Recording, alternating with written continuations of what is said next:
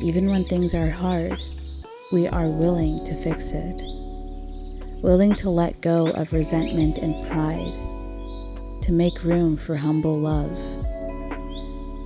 Such a heart posture is like rivers of life flowing out of our hearts.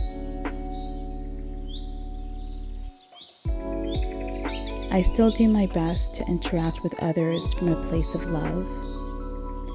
However, I no longer force myself to hold on to relationships that feel barren.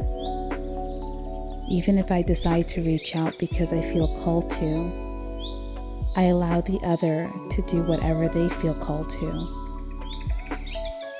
I trust God will continue to guide my life and my heart as long as I am willing. I trust whoever is meant to be in it will stay or return when the time is right. Until then, I will continue to find comfort in solitude and rest in God's silence. I wish to live my life with the peace of His Holy Spirit, a peace that is beyond understanding.